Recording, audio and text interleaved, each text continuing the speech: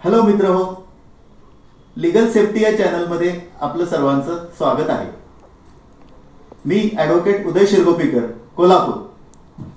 या चॅनलच्या माध्यमातून मी सर्वसामान्य माणसाला आवश्यक असलेल्या कायद्यातल्या काही तरतुदी सोप्या शब्दात सांगण्याचा प्रयत्न करत आहे. आणि आपण कराराच्या कायद्याची माहिती घेत आहोत. आज अखेरपर्यंत करारातल्या मूलभूत तरतुदींची माहिती आपण घेतली आणि त्यानंतर काही विशिष्ट प्रकारचे करार कसे असतात याची माहिती आपण घेत आहोत. आजच्या व्हिडिओमध्ये मी आपल्या सर्वांसमोर एजन्सी करार या विषयाबद्दल माहिती सांगत आहे. Contract of agency. आता एजंट म्हणजे काय हे पहिल्यांदा सांगतो. एजंट म्हणजे दुसऱ्याकरता एखादं काम करणारा माणूस किंवा दुसऱ्याच्या वतीनं व्यवहार करणारा, करार करणारा माणूस. जो दुसऱ्याच्या वतीनं काम करतो त्याला कायद्यानं एजंट म्हटलं जातं आणि ज्याच्या वतीनं ते काम केलं जातं त्याला प्रिन्सिपल म्हटलं जातं. अशा प्रकारानं प्रिन्सिपल आणि एजंट हे दोन पक्षकार एजन्सीच्या करारामधले महत्वाचे पक्षकार आहेत. आता एजंट, प्रिन्सिपल आणि एजंट याच्यामध्ये एजंटची नेमणूक कोण करू शकतो या बाबतीत कायदा असं सांगतो की जी व्यक्ती सज्ञान आहे आणि जी व्यक्ती शहाणी आहे, म्हणजे वेडी नाही, साऊंड माइंड ज्याच्याकडे आहे, अशी कोणतीही व्यक्ती स्वतःच्या वतीनं दुसऱ्या व्यक्तीला एजंट म्हणून नेमणूक करू शकते. आता एजंट कोण होऊ शकतो?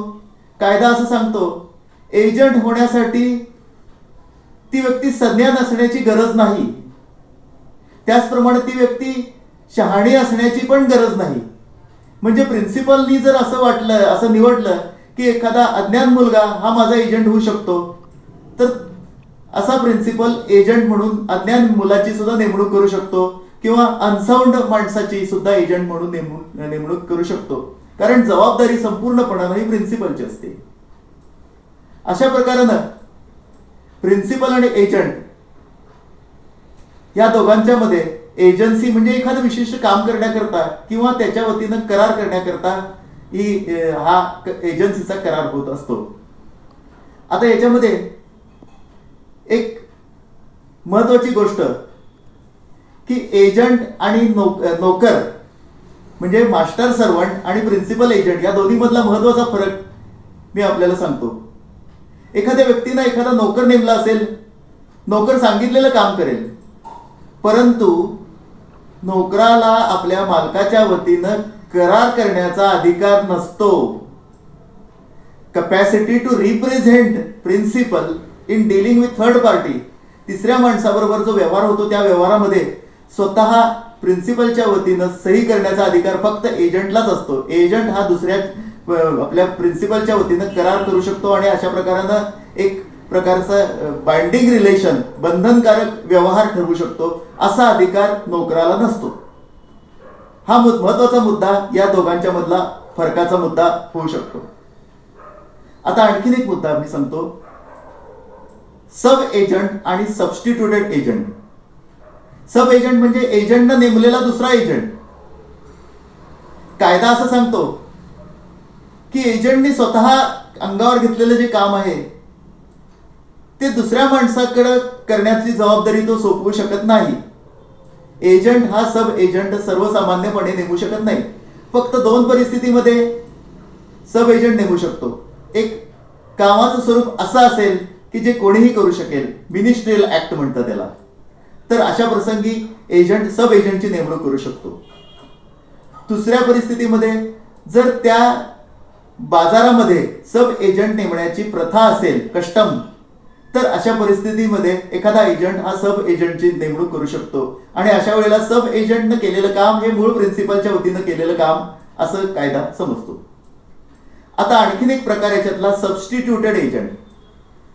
याच्यामध्ये काय असतं की योग्य माणसाची निवड करण्याकरता प्रिन्सिपल एजंटची नेमणूक करतो.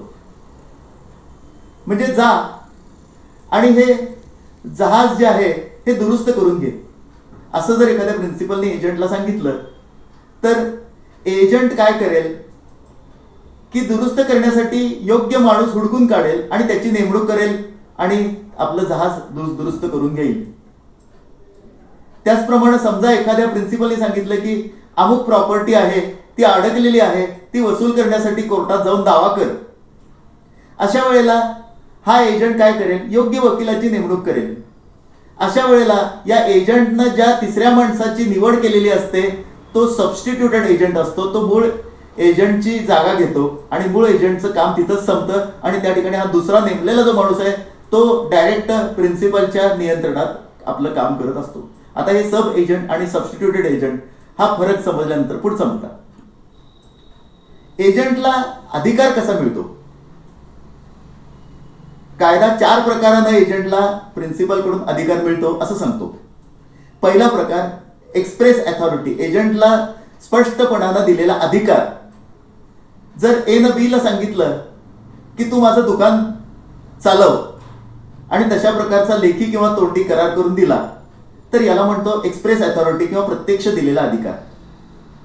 दुसरा प्रकार म्हणजे इम्प्लाइड अथॉरिटी, म्हणजे स्पष्टपणानं सांगितलेलं नाहीये परंतु एजंट काम करतो आणि प्रिन्सिपल उघड्या डोळ्यानं ते पाहतो. आता समजा एचं एक दुकान आहे, बी एच्या दुकानात बसतो, गिरायकाला माल देतो, मालाची बाहेरून ऑर्डर देतो, माल घेतो, त्या मालाची विक्री करतो आणि ए स्पष्टपणानं हे पाहतो. ए अजिबात हरकत घेत नाही, याला म्हणतात इम्प्लाइड अथॉरिटी. आता या एजंटच्या अधिकाराचा तिसरा प्रकार नेसेसिटी, अथॉरिटी बाय नेसेसिटी और इमर्जन्सी. काही वेळेला अशी विशिष्ट परिस्थिती निर्माण होते की त्यावेळेला एजंटला आपल्या प्रिन्सिपलला संपर्क साधून त्याच्याकडनं योग्य सूचना घेणं शक्य होत नाही. समजा वाहतुकीतून माल चाललेला आहे आणि माल नाशवंत स्वरूपाचा आहे आणि माल योग्य ठिकाणी पोहोचण्यासाठी वेळ लागणार आहे, काही विशिष्ट अनपेक्षित अडचणी आल्यामुळं माल पोचायला वेळ लागत आहे, माल नाशवंत आहे. अशा वेळेला एजंट त्याला कायद्यानं असा अधिकार दिलेला आहे की जरूर तर नाशवंत मालाची विक्री करता येईल किंवा प्रिन्सिपलनी नेमलेल्या किमतीत सुद्धा थोडंसं किंमत कमी करता येईल. अशा वेळेला इमर्जन्सीमध्ये एजंटला सगळे अधिकार आहेत. त्या अधिकाराचा वापर करून त्याने आपल्या प्रिन्सिपलचं नुकसान कमीत कमी कसं होईल हे पाहण्याचा त्याचा जो अधिकार आहे त्याला म्हणतात इमर्जन्सी किंवा नेसेसिटी, अथॉरिटी बाय नेसेसिटी. आणखीन एक अथॉरिटीचा प्रकार आहे एजंटचा, त्याला म्हणतो आपण रॅटिफिकेशन. रॅटिफिकेशन याचा अर्थ असा की काम आधी केलं जातं आणि नंतर प्रिन्सिपल एजंटला अधिकार देतो. म्हणजे तो अधिकार म्हणजे त्यानं केलेलं काम हे नियमित केलं जातं.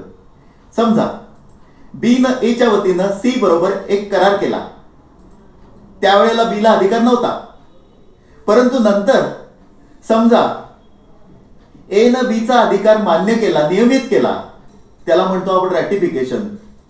आणि अशा वेळेला बी न सी बरोबर केलेला करार हा ए चाच करार समजला जातो आणि हा नंतर दिलेला अधिकार हा सुद्धा पूर्वलक्षी प्रभावानं रिट्रॉस्पेक्टिव्हली लागू आहे असं कायदा समजतो.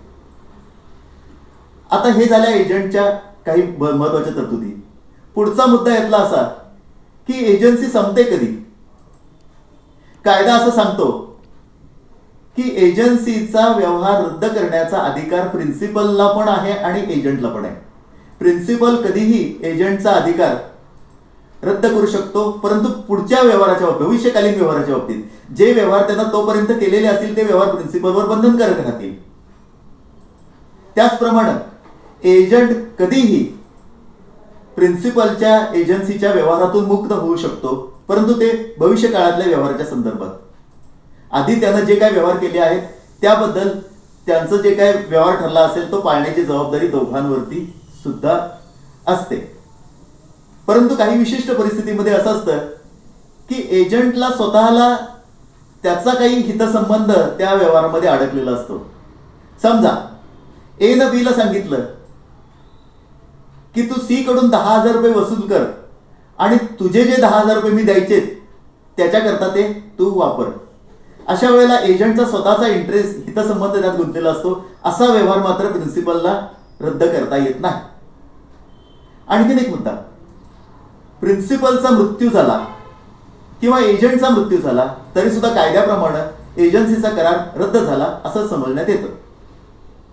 आणखीन एक मुद्दा, जर प्रिन्सिपल अनसाउंड झाला म्हणजे वेडा झाला, त्याची बुद्धिमत्ता गेली तरी सुद्धा हा करार रद्द झाला असं समजतं.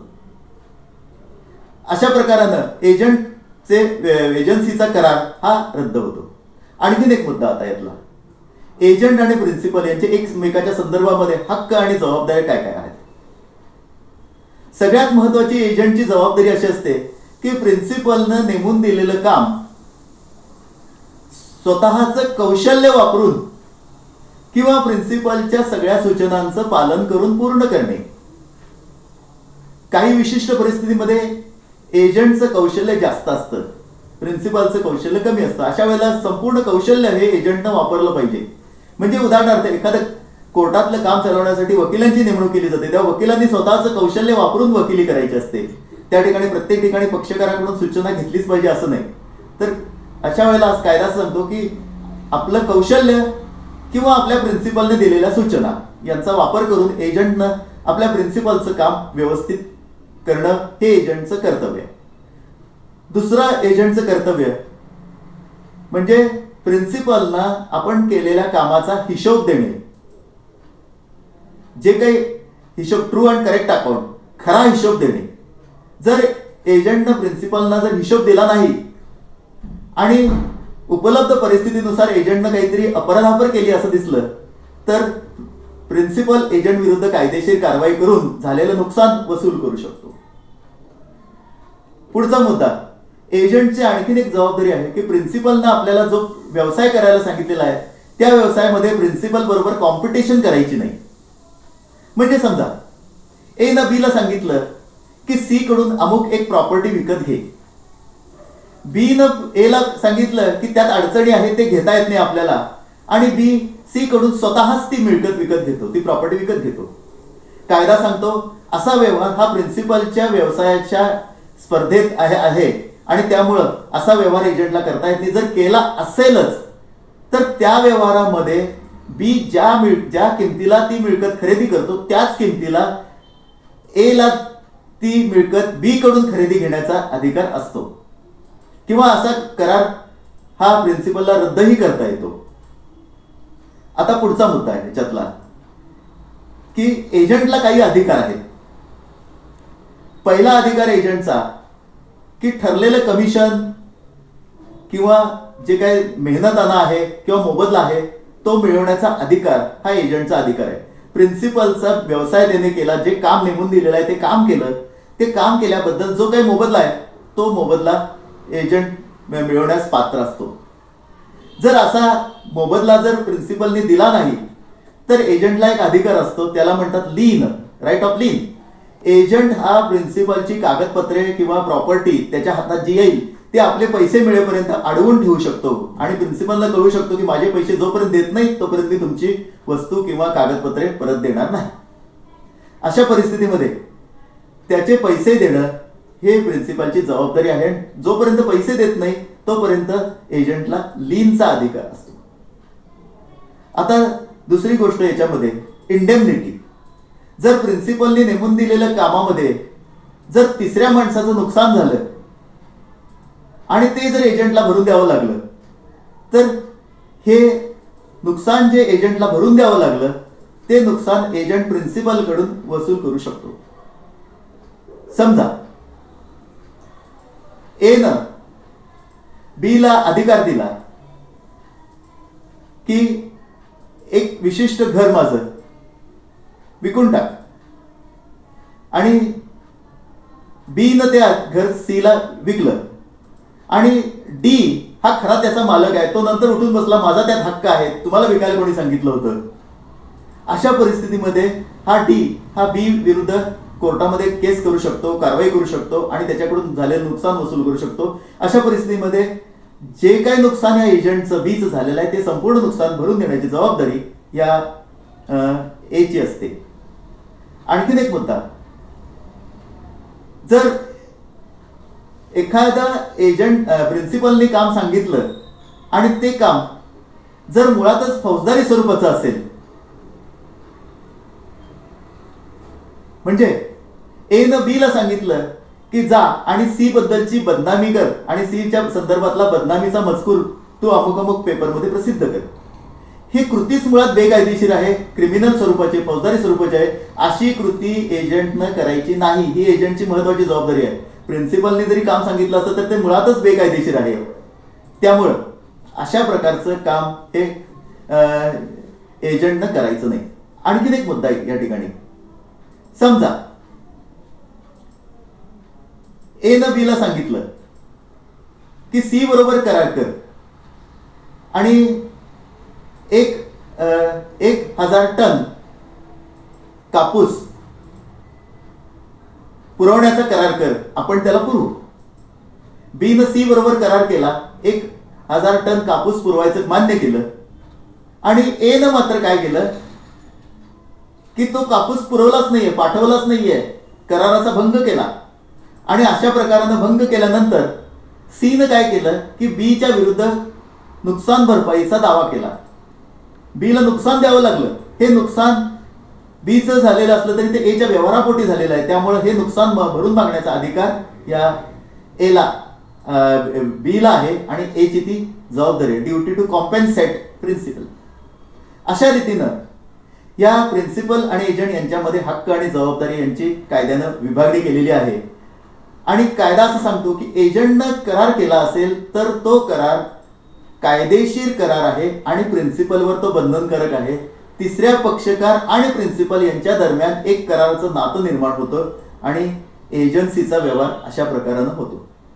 अशा प्रकारानं एजन्सी करार, कॉन्ट्रॅक्ट ऑफ एजन्सी याबद्दलच्या काही तरतुदी सोप्या करून मी आपल्याला सांगण्याचा प्रयत्न केला आहे. आपल्याला जर हा व्हिडिओ पसंत पडला असेल तर याला लाईक करा, आपल्या मित्रांमध्ये शेअर करा आणि अजूनपर्यंत आपण केलं नसेल तर माझ्या चॅनलला सबस्क्राईब करा. थँक्यू.